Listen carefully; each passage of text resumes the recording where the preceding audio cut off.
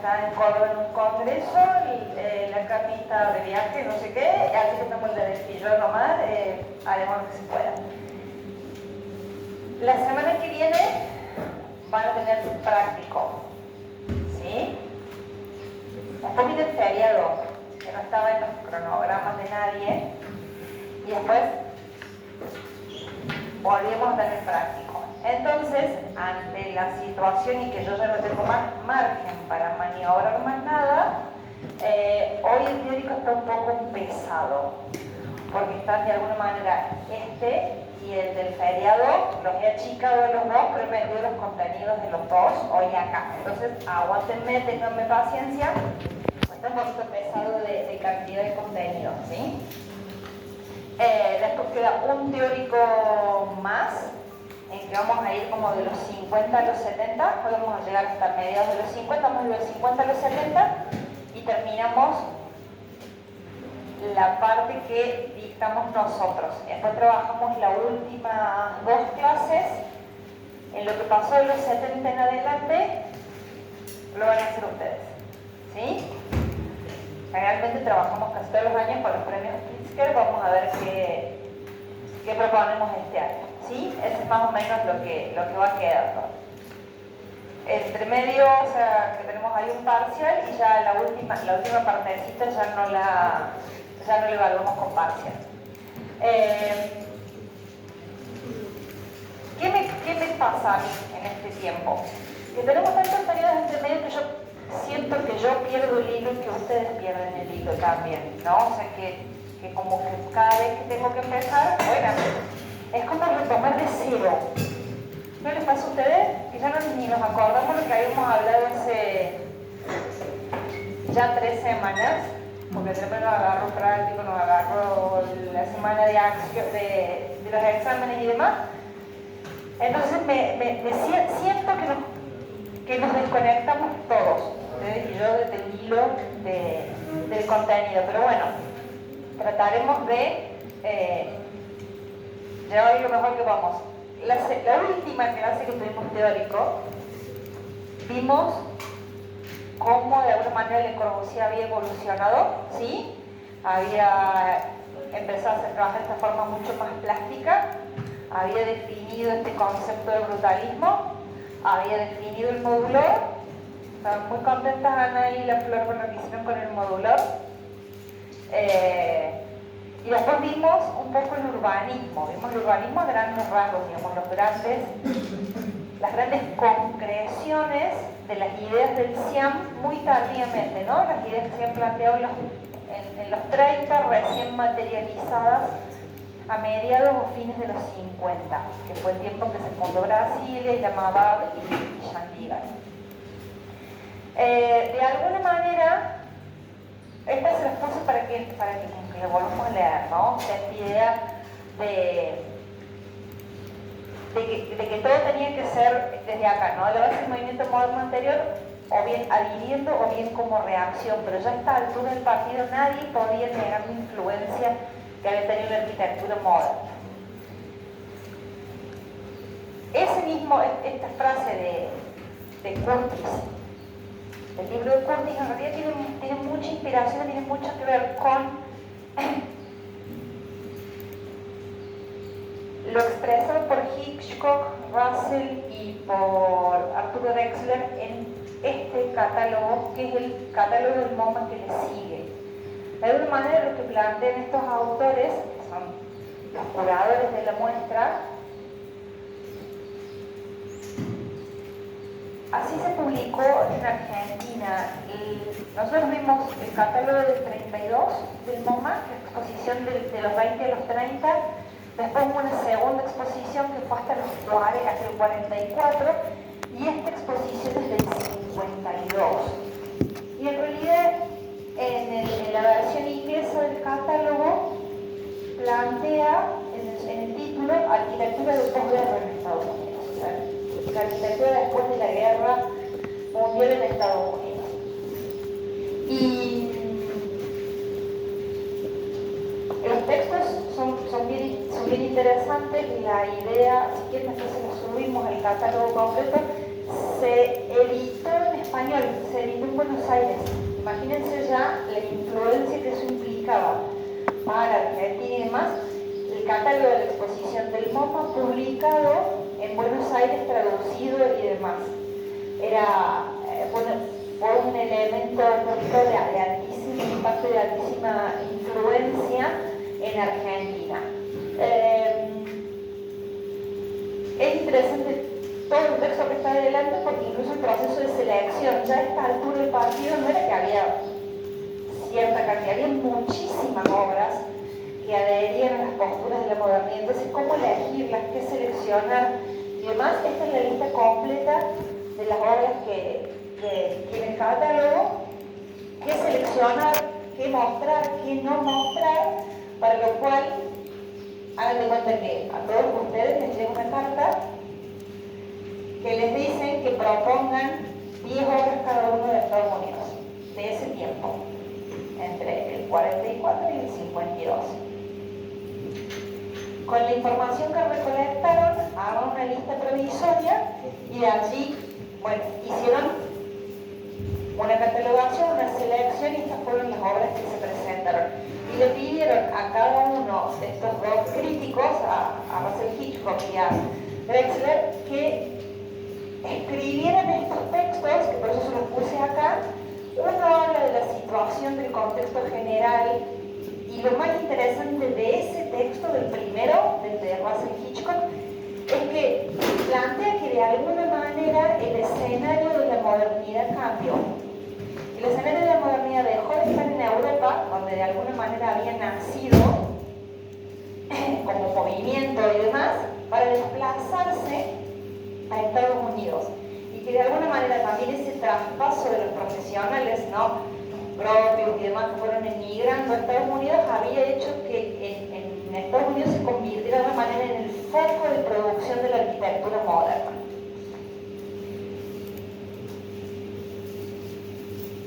Al mismo tiempo, habla de una apropiación de parte de los usuarios de la arquitectura moderna. Y plantea incluso, y se los digo porque después van a aparecer algunas obras que van a responder a este concepto, si la gente, las familias jóvenes, la gente más joven, ahorra dinero para poder contratar un arquitecto moderno que le haga la casa.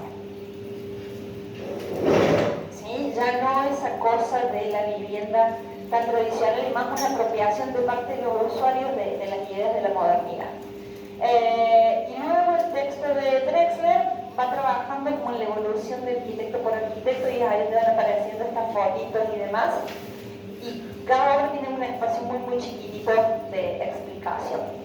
Entonces, yendo a esa idea de los arquitectos, de cómo había cambiado el escenario, esta casa, que si bien es como muy posterior, Gropius, que había emigrado y se había instalado en Harvard, de alguna manera es de las personas más influyentes en esa etapa de la modernidad, porque él influye desde el aula y empieza a formar un grupo de trabajo, un grupo de colaboradores. Entonces, él deja de producir tan intensamente, hay muy pocas obras de él en este periodo, ya entre los 40 y los 50. La casa se las dejé como una referencia es la casa que él mismo se construye para él en Massachusetts, en las afueras, que todavía está como muy ligada a las cosas de la Bauhaus, ¿no?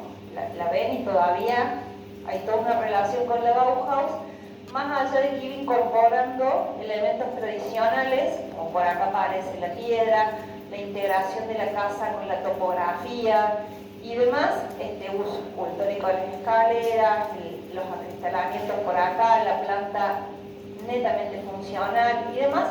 Pues se les dejé por esta idea.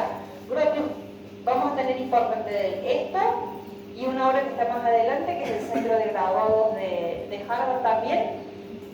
Y prácticamente de Gropius no tenemos producción, lo tenemos influyendo desde la enseñanza, influyendo desde las aulas e instalando las ideas de la modernidad desde las aulas.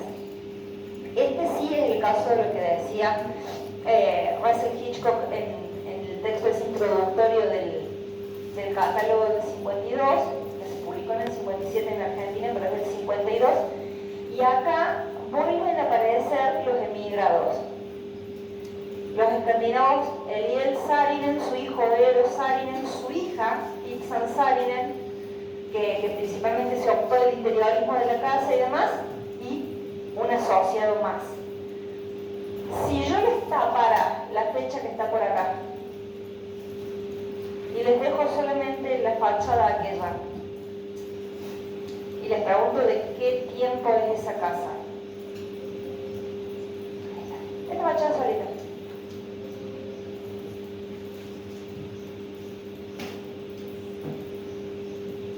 ¿qué les parece?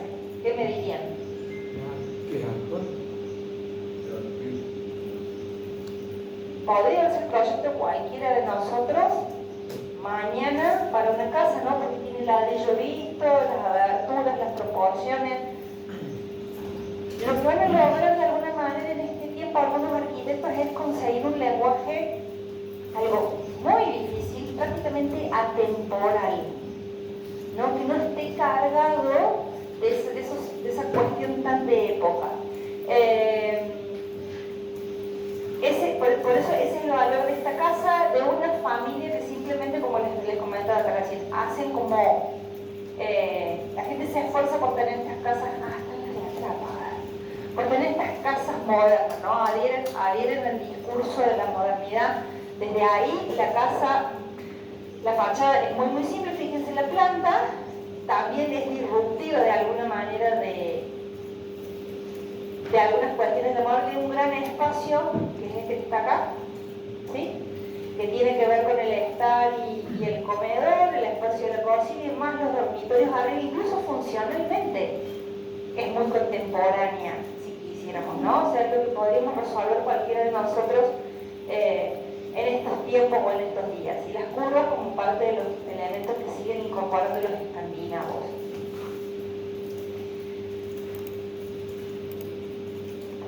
Faltaba esa, ahí está.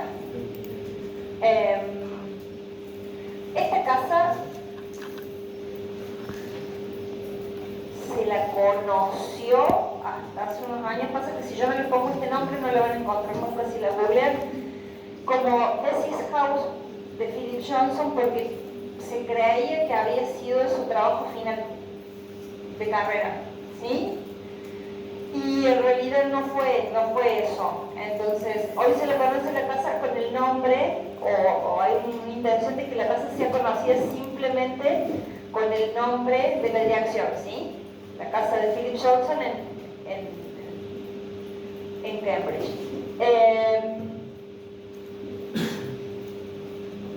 En esta casa,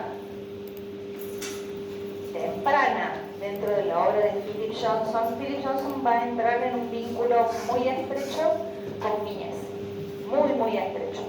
Mies también ya ha emigrado a Estados Unidos y Mies va a proponer, Philip Johnson va a proponer una arquitectura. Fíjense, si yo no les pongo todo esto y miramos solamente esta foto, podríamos pensar que estamos viendo obras puramente de Mies van der Rohe, ¿no? Cuando hemos visto la casa esa en Croacia que vimos hace unas clases atrás, el interior de este espacio tranquilamente podría ser aquello mismo.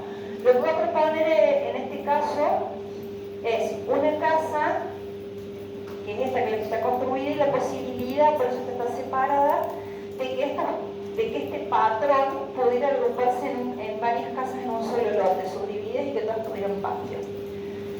Apelando a una introspección de la casa, pensando en insertarla en el tejido urbano de una manera con mucha introspección. No, fíjense, no hay relación fuera, no hay relación con el exterior. La casa no se vincula con la calle.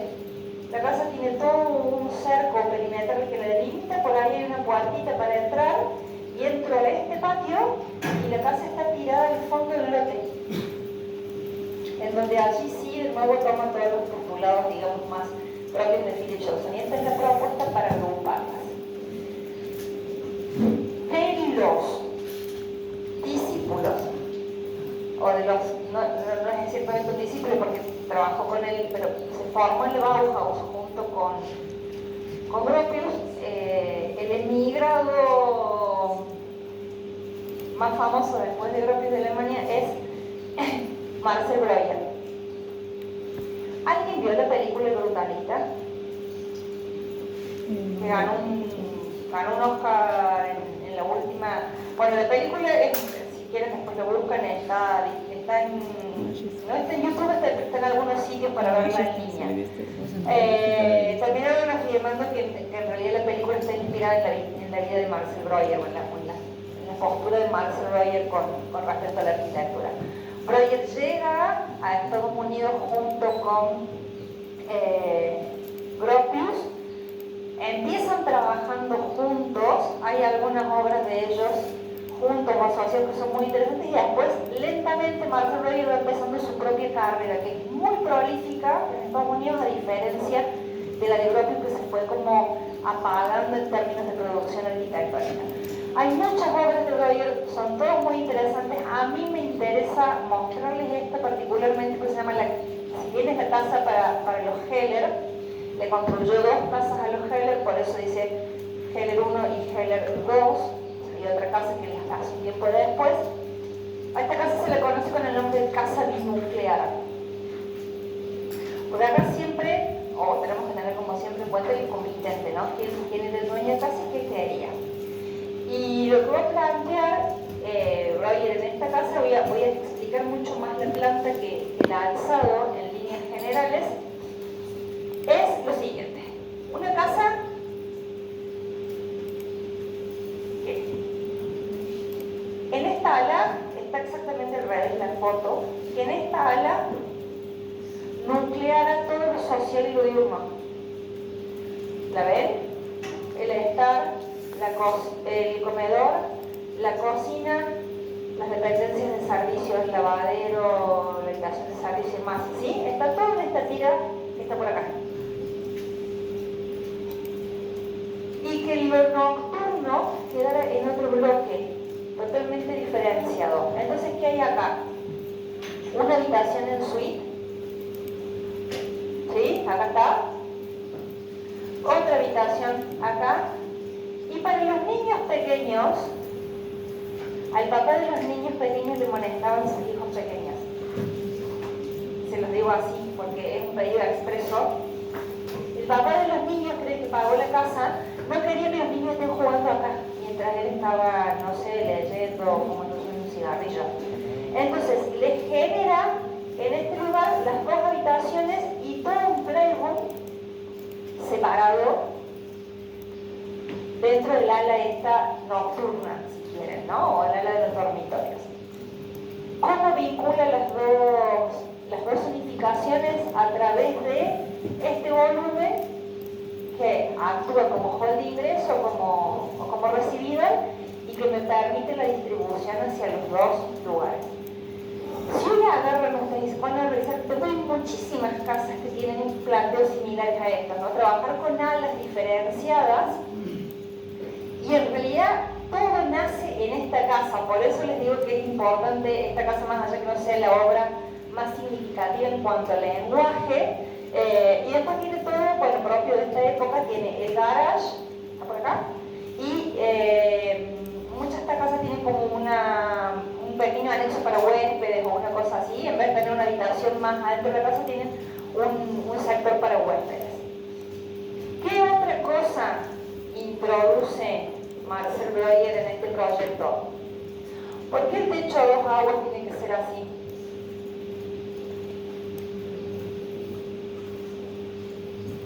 ¿Por qué?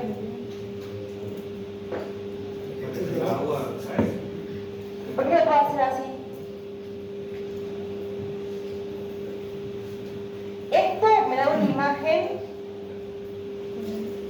vieja, ¿sí? Yo hago un techito, dibujo la techita con la casita así, con su dibujo de niño, ¿no? Como el techito de la casita así.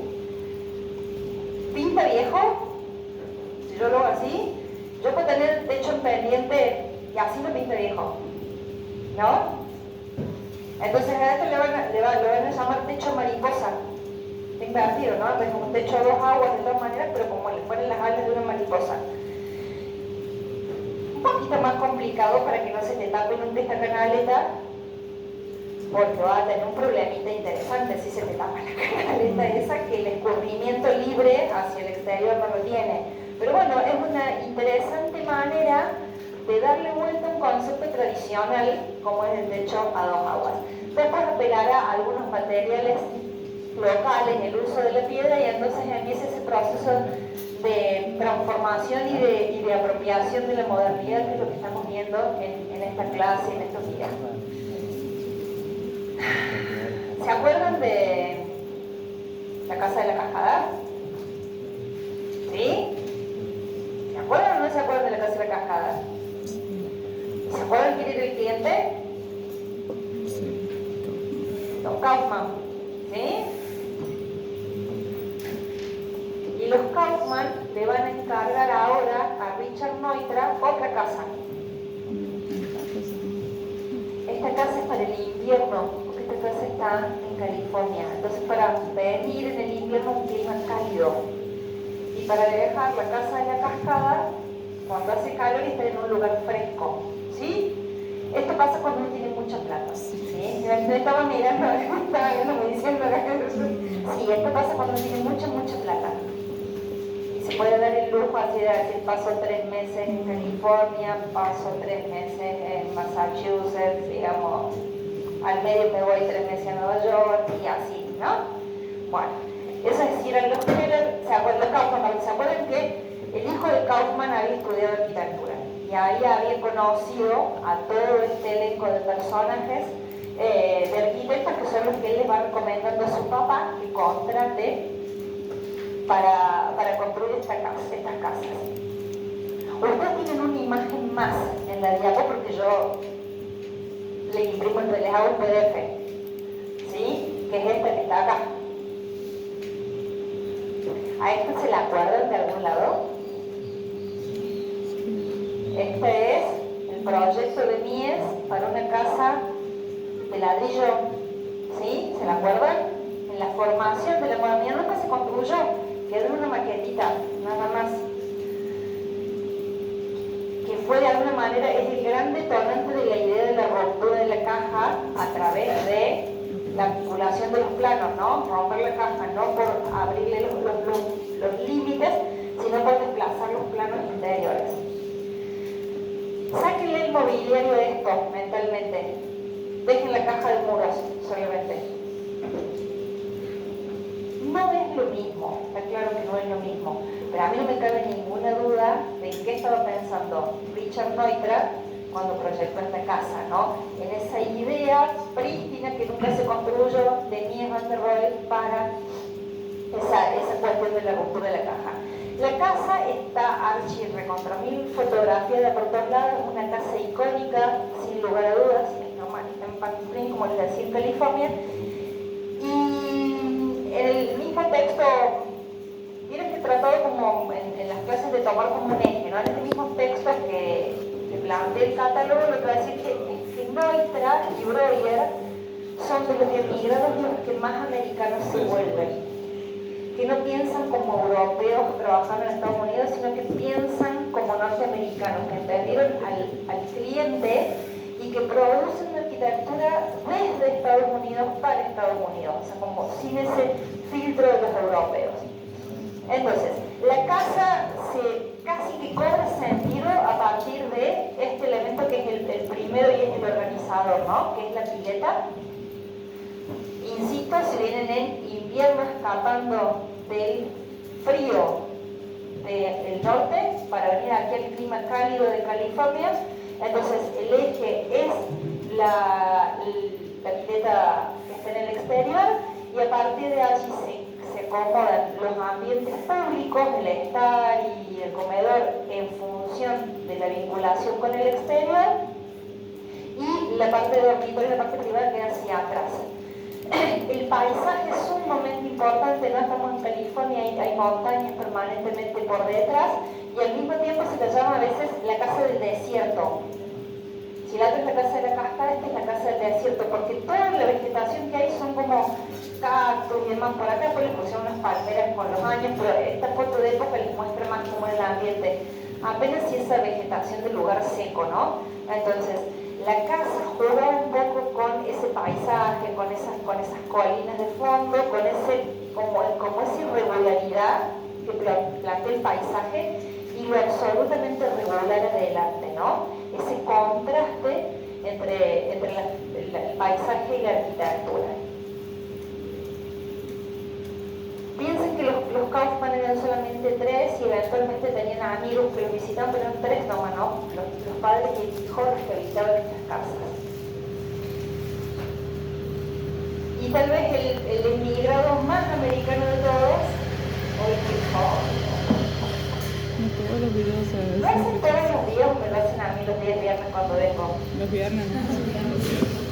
Y pero el viernes que yo vengo, porque el viernes que no vengo, seguramente el Señor no encuentra el pastor.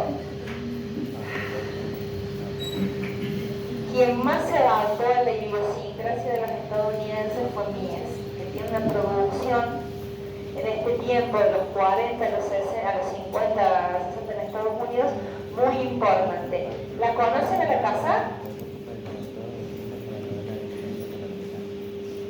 ¿Quién era o luego ponen el autocomitente? ¿Quién quería esta casa? ¿Ves que no saben nada? Me dicen así porque a alguno de arquitectura le dijo 2 hiladas de la casa y terminan no sabiendo nada. Comitente. ¿Quién quiere esto? ¿Quién quiere vivir ahí? Es muy importante saber eso. Porque si no sabemos quién quiere vivir ahí, no se entiende la casa. Farnsworth, el apellido de la señora. La señora, ahí está, era una señora, era una mujer que era médica. Entonces, no era una familia con 5 pibes dando vuelta acá adentro. Una señora que es médica, que quiere esta casa como para ir a descansar ella. ¿Sí? ¿Ven que cambia cuando uno piensa en quién va a vivir acá? Entonces ella compra un predio muy grande rodeado todo de árboles. La situación es parecida a la de la isla Savoie, ¿sí? La casa está en un terreno rodeado de árboles, no se ve la casa desde ningún lado. ¿Todo eso también lo sabían? ¿Y por qué le levantas? ¿Por qué Mies tiene que despegar la casa del suelo? ¿Por capricho de diseño? Porque se contaba porque había un río cerca. Porque exactamente cuando el río crece, el agua queda casi al borde de la losa inferior. Y todo este sistema de escaleras o de plataformas, que una de las cosas más interesantes de la casa, queda sumergido. El río crece y baja, digamos, no es una cosa, no es una inundación permanente, pero eventualmente cuando el río crece, sucede eso. Es un único prisma con la plataforma esta que tiene de acceso acá. La estructura, la ven, ¿no? Está por fuera absolutamente. Y la losa se toma desde el lado de la cara interna de las columnas para generar esta limpieza espacial en el interior. No, empecemos. Si yo le prendo ese otro ventilador, ¿lo refrigeraremos?